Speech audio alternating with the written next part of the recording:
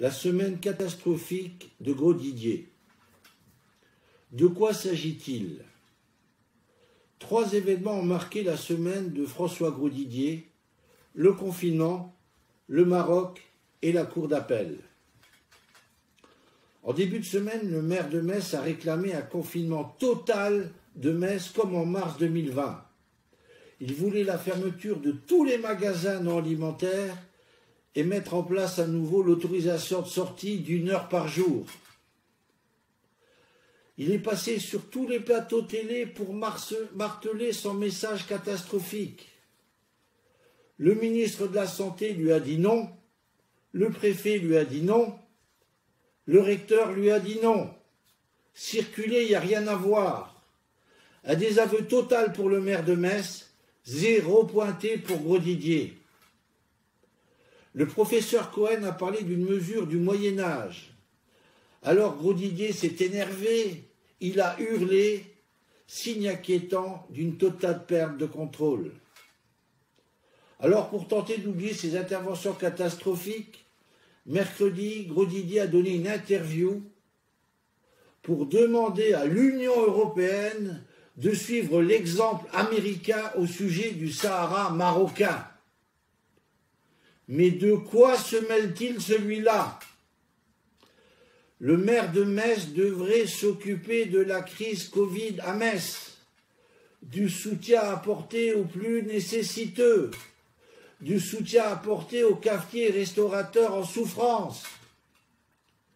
S'il veut interpeller l'Union européenne sur le désert marocain, il peut le demander à sa conseillère municipale et eurodéputée et cesser de brasser du vent pour rien.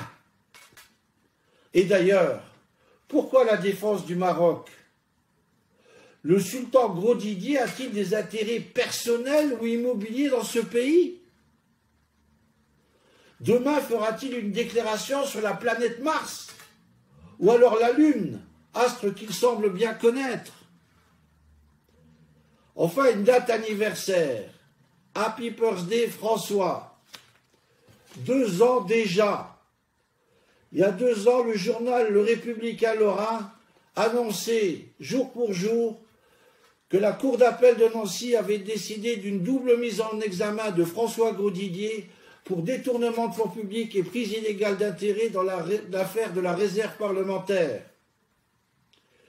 Il s'agit d'un versement contesté d'argent public de 160 000 €. Ce n'est pas rien. Le juge d'instruction d'Épinal va devoir conclure un jour ou l'autre. Sera-t-il mis en examen? Sera-t-il à nouveau condamné au plan pénal comme en 2015? Risque-t-il la prison? Ou sera-t-il inéligible? Peut-il être révoqué ou destitué du poste de maire de Metz? Pourra-t-il se présenter aux élections régionales en juin prochain? De nombreuses questions qui se posent à Metz.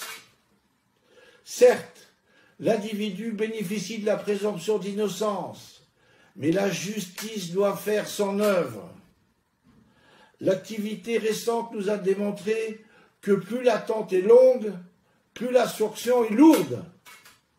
Alors après 2 ans d'attente, les Messins ont le droit de savoir si Grosdidier est tout blanc, tout gris ou tout noir. Affaire à suivre. Merci.